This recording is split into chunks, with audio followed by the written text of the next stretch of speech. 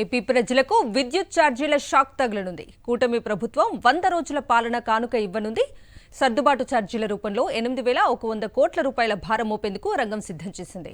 అధికారంలోకి వస్తే విద్యుత్ ఛార్జీలు పెంచబోమని ఎన్నికల ముందు హామీ ఇచ్చిన కూటమి అధికారంలోకి వచ్చి 4 నెలలు కాకముందే మాట తప్పి రాష్ట్ర ప్రజలపై 8,100 కోట్ల రూపాయల భారం మోపేందుకు సిద్ధమైంది. 100 రోజుల పాలన పూర్తి చేసుకున్నందుకు కానుకగా ప్రజలపై విద్యుత్ ఛార్జీల పిడుగు వేస్తోంది. ఈ మేరకు ఆంధ్రప్రదేశ్ తూర్పు, మధ్య, దక్షిణ ప్రాంత విద్యుత్ పంపిణీ సంస్థలు ఇంధన, విద్యుత్ కొనుగోలు ఖర్చు సర్దుబాటు ఛార్జీల ప్రతిపాదనలను సిద్ధం చేశాయి. వాటిని ఆంధ్రప్రదేశ్ రాష్ట్ర విద్యుత్ నియంత్రణ మండలికి సమర్పించాయి. ఆ ప్రతిపాదనలపై ఈ నెల 18న బహిరంగ విచారణను వీడియో కాన్ఫరెన్స్ ద్వారా నిర్వహించనున్నట్లు ఏపీఆర్సీ వెల్లడించింది. ఈ ఛార్జీలు, ప్రతిపాదనలపై ఎవరికైనా అభ్యంతరాలు ఉంటే ఈ విచారణలో తెలపాలని కోరింది. అలాగే ఆన్లైన్ సూచనలు, అభ్యంతరాలను ఈ నెల 14లోగా కమిషన్ చిరునామాకు పోస్టు ద్వారా కానీ, ఇమెయిల్ ద్వారా కానీ పంపాలని కోరింది. అయితే ఈ విచారణ నామమాత్రమే. డిస్కంలో ప్రతిపాదించిన మేరకు ఛార్జీలు వసూలు చేసుకునేందుకు మండలి అనుమతిచ్చే అవకాశం ఉంది. ఎఫ్పీపీసీఏ ఛార్జీలు ఒక్కో డిస్కంలోనూ ఒక్కో విధంగా ఉండనున్నాయి. వాటికి ప్రసార, పంపిణీ నష్టాలను కూడా డిస్కమ్లు కలిపాయి. డిస్కమ్లలో ఈ నష్టాలు 7.99% నుంచి 10.90 వరకు ఉండనున్నాయి.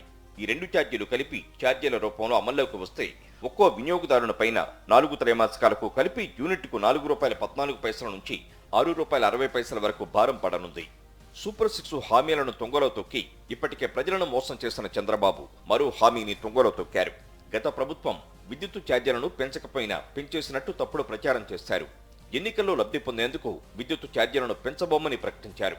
చివరకు ఎప్పటిలాగానే ఏరు దాటాక తెప్పతగలేసిన చందంగా విద్యుత్ వినియోగదారులకు ఛార్జీలు పెంచుతున్నారు. ఇదే చంద్రబాబు గతంలో సీఎంగా ఉన్నప్పుడు ఏపీఆర్సీని తప్పుదోవ పట్టించారు. డిస్కమ్లు ఇంధన సర్దుబాటు ఛార్జీలను సమర్పించకుండా అడ్డుకున్నారు. దాంతో ఆ తర్వాత వచ్చిన వైఎస్ఆర్సీపీ ప్రభుత్వంపై ఆ భారం పడింది. అప్పటికే డిస్కమ్లు వేల కోట్ల అప్పుల్లోకి వెళ్లిపోయాయి. చంద్రబాబు హయాంలో వసూలు చేయని ట్రూ ఆఫ్ ఛార్జీలను డిస్కమ్లు వసూలు చేసుకుంటే వైఎస్ఆర్సీపీ ప్రభుత్వం విద్యుత్ ఛార్జీలు పెంచేస్తోందంటూ తప్పుడు ప్రచారం చేశారు. అదే చంద్రబాబు ఇప్పుడు ఇచ్చిన మాట తప్పి ప్రజలపై సర్దుబాటు పేరిట ఛార్జీల పిడుగు వేస్తున్నారు.